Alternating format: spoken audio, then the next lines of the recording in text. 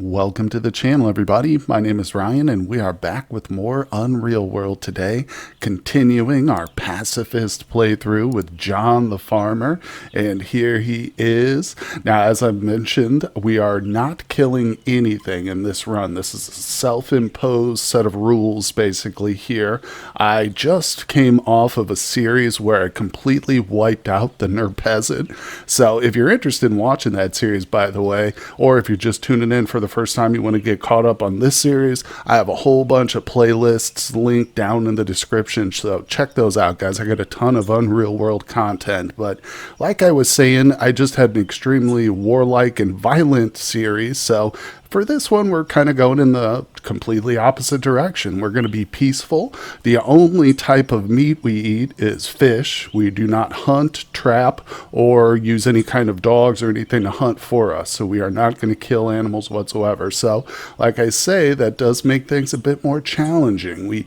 We're going to be very limited on what we can trade with. Obviously, we're not going to have any furs or skins or anything like that. So we are going to have to buy most of our starting equipment.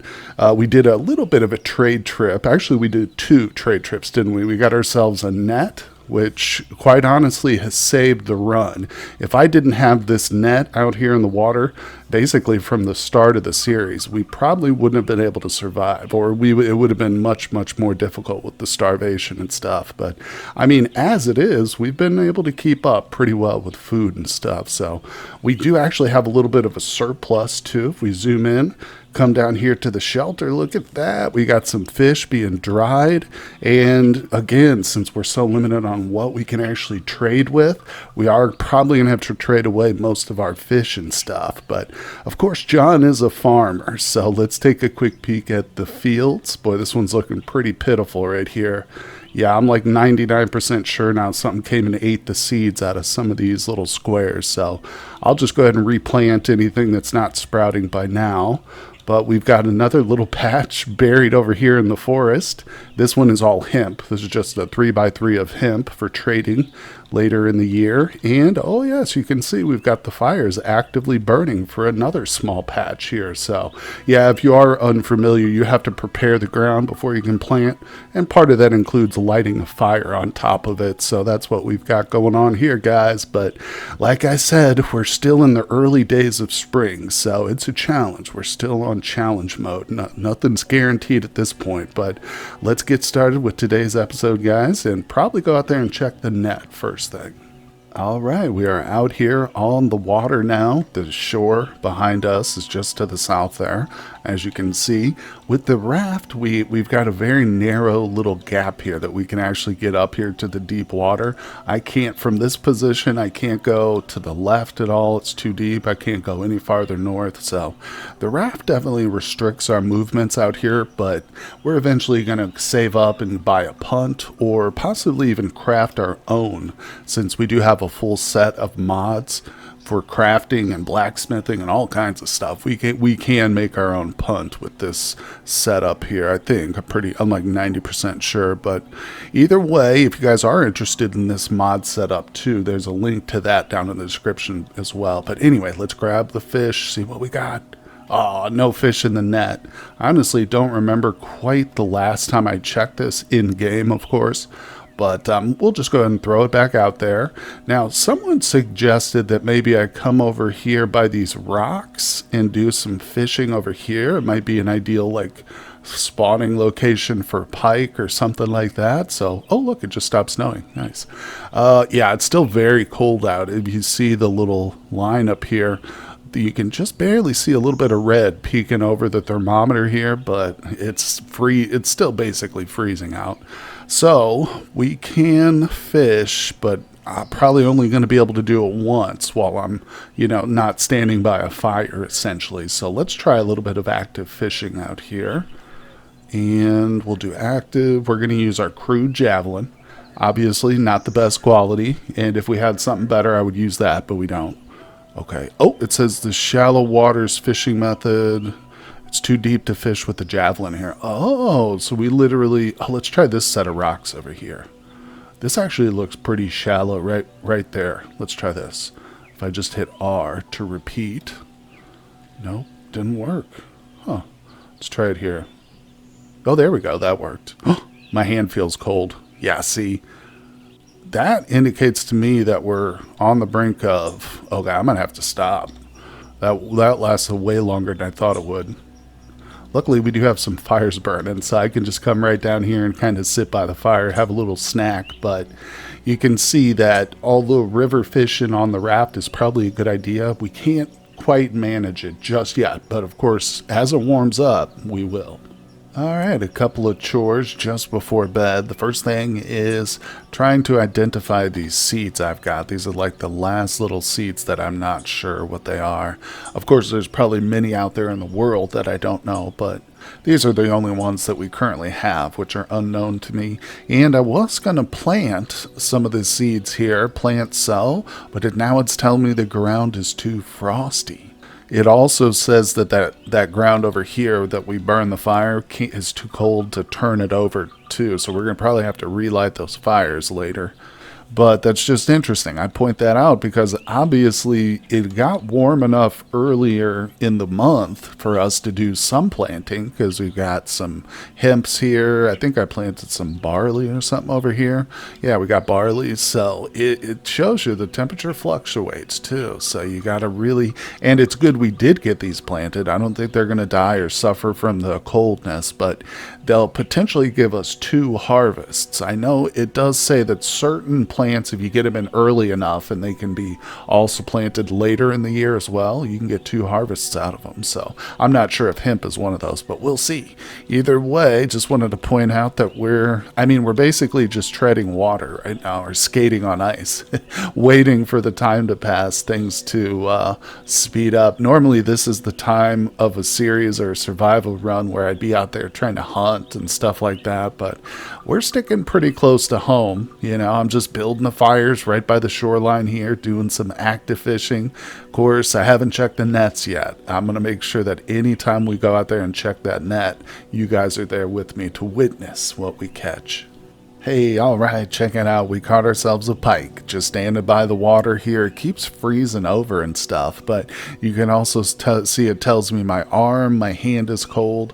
If you're wondering why I keep getting these notifications, well, number one, it's because my fire burnt out, but also, if we take a look at his inventory, he's literally only wearing 2 pieces of clothing, leather boots and linen trousers. We sold the clothes off of our back in order to get the net and some of the other stuff that we initially traded for, but that's why it's such a struggle to just leave the campground whatsoever.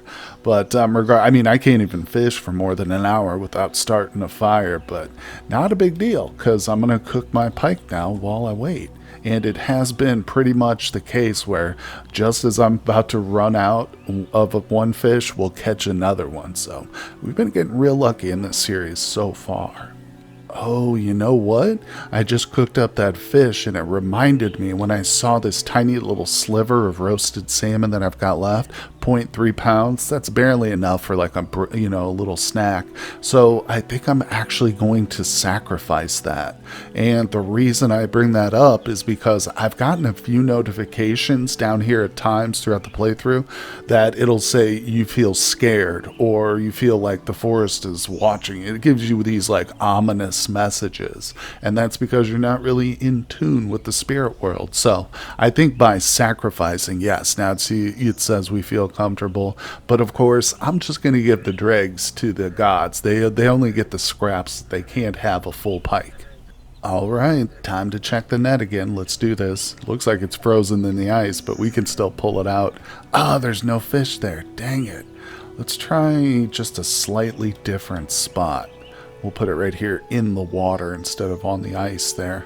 Man, that's unfortunate. It's not that I'm actually hurting for food. We've just barely even bitten into that pike now, but dang, it's disheartening. It's going in there, waiting a couple days, and coming out empty-handed. That net, it's been great, though, up to this point, and we've got to get our hands on more of them, I'll tell you that. Man, oh man, no joke. It is uncanny. So look at this. I've got 0.6 pounds of pike left. That might actually be, Yeah, just enough to barely feed us. Unfortunately, the gods don't get any of that. But so we just ran out of that pike, and look at this. Literally just caught another one. I'm telling you, like I said, we're just getting them back to back, or I should say, just exactly when we need them. It seems like the spirit world has given us just enough so we don't waste any of the fish. Well, I tell you one good thing about this long cold period here in the early spring is that it gave me plenty of time to prepare a nice large field. So it's not quite ready, obviously. I haven't set it, and I still need to drop the tinder on each pile, but that's the hard part right there, is getting all the slender trunks. And this has definitely taken enough of my effort that I think it's worth fencing this one off. Now, I've said before, we don't want to place the fence directly next to the burning area, because those fires will spread to the fence if we let it. So essentially I need to have this space here as a gap.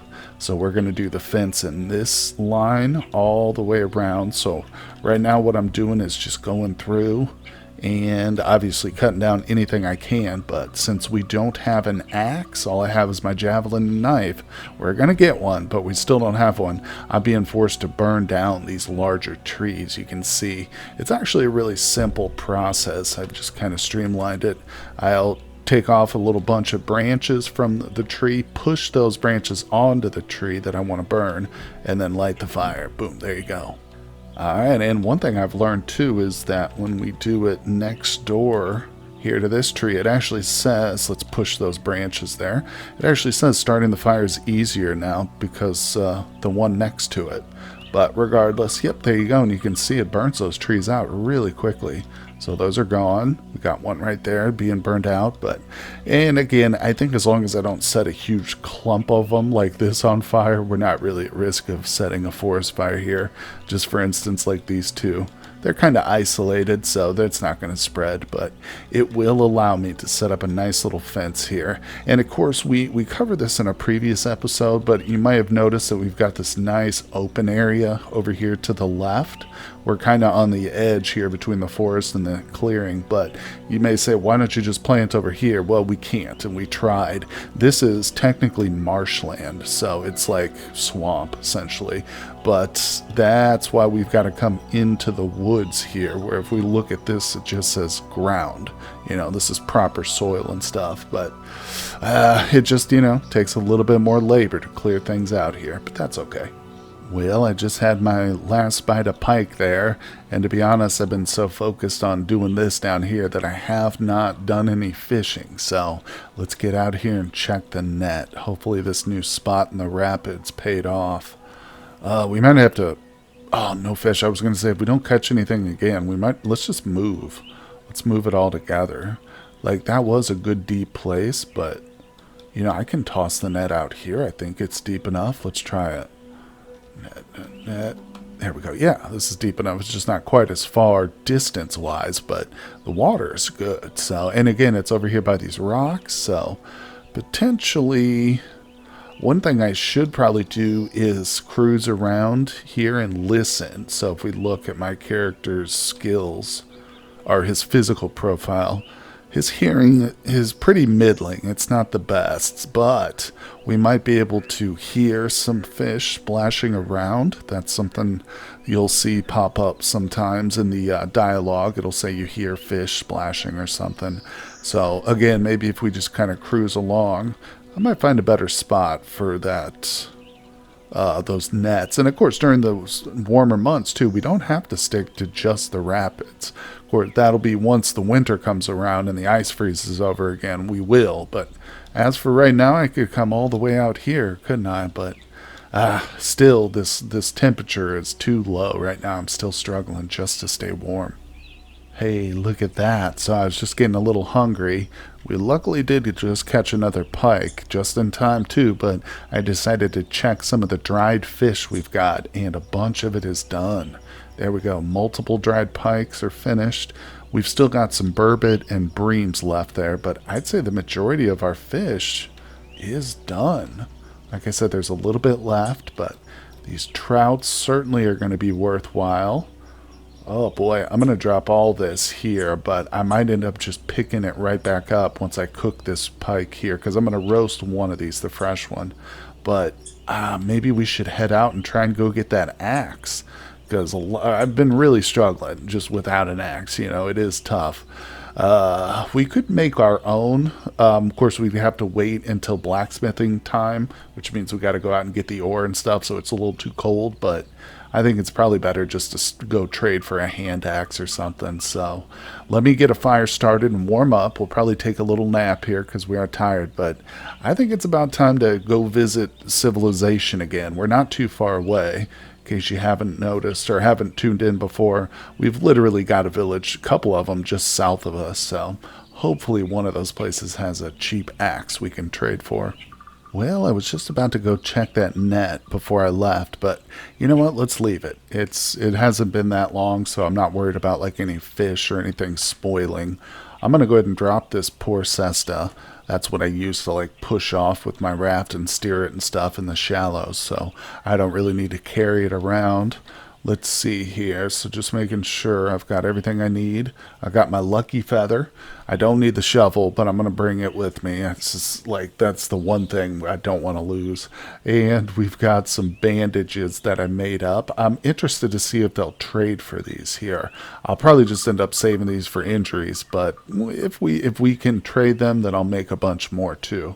But otherwise, like I said, let's go grab some of that fish and take it with us. Now, one thing too I want to point out is I've been collecting a bunch of these saplings here, yes. And you can see I'm turning them into the cordage. So we've got just about a dozen or more pounds of withies here, primitive cordage, because that's going to be what we need to make our trap fence all the way around this sucker. So in addition to quite a bit of labor, it does take a decent amount of resource, but it's not that big of a fence. I just wanted to point out that's kind of what I've been working on. All right, let's see. Are these things ready? No, those won't be ready till early morning, so we'll save that. I'll leave those little bit of fish that's still being prepared. We'll leave that here. So in case we come home and we're like really desperately hungry or something, there'll be something here for us. We won't have to worry about eating turnip seeds or anything crazy. Hey, check it out. Oh, this is good news right here. So we're basically being offered a quest. I just arrived at the village and I just wanted to greet the first person I saw. It's always no matter what quest it is, you'll pretty much talk to the first person. They'll tell you about it, tell you where to go, to who to talk to. So this guy actually says he may have a use for our knowledge of herb lore if we're interested. Oh, I'm sure you have a much sharper eye for local herbs than I do. I'm available if my herb lore skills are of any use to you. That's what we'll say. Alright, he says it's good to hear. My store of healing herbs is growing low, but my duties around here leave me with too little time. Let's see, if you know the local herbs and have time, perhaps you could help me out. Alright, what do you want? Let's see, 40 bunches of bear pipe. Okay. I've done quests like this before. They can go real quick if you find a nice big patch of it, or it could take a long time if you got to scour multiple different, map tiles looking for it. Of course, we'll accept. Wonderful. I'll bring it back soon. I didn't notice the time frame on that, but if we go to, what is it, F4? No, I think it's F2. Yeah, F2 is the quest journal. Does this have it? Expires in 30 days, so we've got a full month to take care of that. So not a big deal. In other words, I'm probably going to go ahead and just look around, see if these guys have an axe. If not, I'll move to a neighboring village. But, on my travels, I'm definitely going to be on the look for a bear pipe. But just keep in mind, if you do find bear pipe inside the village here, don't pick that stuff. You're going to need to travel at least a little bit farther away. Otherwise, they will get upset with you for picking their herbs. Uh-oh, so I was traveling south to go to one of the other villages. Unfortunately, that one didn't have the axe we need, and I came across a wolf. Oh, this could be bad. Hopefully he's not aggressive right away. Normally they're not. Usually, even if you encounter a wolf like this out here in the wild, it's very hard to see him, but he's right here. Number one, usually they're not alone. Wolves do travel in packs, of course. And number two, they usually aren't hostile right off the bat. They're going to need to, attack it or something to make it hostile. But It sees me. I can't go into stealth mode, so I'm just going to back away from it, and I'm constantly trying to exit the area, you know. Okay, so every time I take a step, there we go. I'm trying to exit to the world map. Boom. So once you get to the world map, you're pretty much home free from whatever danger, whether it's robbers or wolves or whatever. You could just run away easily. Well, dang it. With all the fish up here, I am just short of this hand axe. I'm almost tempted to give him my knife because I've got a stone knife and a crude knife back at home. Let's just try that. Is that enough? Yeah, it is. Well, if he's willing to do that, maybe he'll take less food than with the knife here, too. So, just as a side note, also, I tried trading those bandages, but they don't want anything to do with the bandages. So, let's put the knife on there first. Alright, what do you think of that, buddy? Needs to be doubled. Oh, that knife is... Oops, didn't mean to do that. That knife is definitely worth way more than the fish, so that's what I'll do. I'm going to put the knife on there. Let's just try like the 2 dried trouts. 2/3. Okay, one more dried pike. Promising. Dried beam. Almost there. Come on, don't take all my stuff. Damn it. Okay, he left me with 1 single dried pike. Well, it's better than nothing. Alright, let's go. Now, we could eat that pike. In fact, I've already eaten the last of my roasted meat, so that's all the food I've got on me. Or we could try to hire somebody with that pike. So I know what you're saying, isn't that risky? Well, we did leave a little bit of food back home, but ultimately is kind of risky. What I want to do though, alright, yeah, I want to make sure anyone I recruit has their own axe with them. And I don't care what kind of axe it is, but they have to have an axe. And we'll discuss why in a moment, but let's see if I can catch up with this guy. See if he wants to join me here. Nope, not interested. Oh, that's alright. I'm not going to give up. I'll just check any of the guys around here who look like they might have gear on them. Nope, no axe, but I'm not giving up just yet. Alright, I have found him. The guy who's willing to go with me. He wants a little bit of food, and yes, he does have an axe. Now, let's just see if this 1 dried pike is enough. Dang it, it's not. He says he'd like to have more food with him.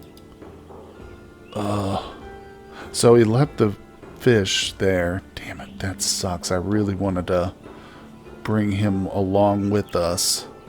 Well, can't do it. We got to go home and get some more food. But the entire reason I wanted to hire somebody, number one, it's good to have a little bit of protection on our way back. But that's not the real reason, because you can order companions to chop trees for you and light fires, and most importantly, make boards. So that's what I was going to do, because usually the NPCs craft really good boards, like we're talking like perfect or fine boards. That would be a good source of trading, I think. So either way, it's not going to work this trip, but I haven't given up hope. We're just got to go get a little bit more food, and of course we've got our own shiny new hand axe. All I had to do was trade away my knife, so we need to rush back to our home so I can pick up my stone knife and my rough knife. I don't like being out in the wilderness without a proper cutting tool, and the axe doesn't really count. But regardless, guys, I think we'll save the journey home for the next episode. So I hope you'll tune in for that. I also really hope you're enjoying the series so far. It's definitely a different type of playthrough, the Pacifist Challenge. But like I said, if you want to see a more survival or war life focused one, I've got a bunch of other series down below in the description. So I hope you'll check those out too. But regardless, guys, thank you so much for joining me here today. Of course, hit that like button for me, subscribe if you haven't, and I will see you all on the next one. Hey everyone, I just want to give a personal thank you to my Patreon supporters. Their contributions help make my work possible, and I am tremendously grateful to them. I'd also like to extend an invitation to you to help support my work on Patreon as well. Your donations allow me to upgrade my PC and avoid the dreaded hardware despair. It also gives me more time to devote to new projects and create longer content such as live streaming. No matter what you decide, thank you for visiting my channel.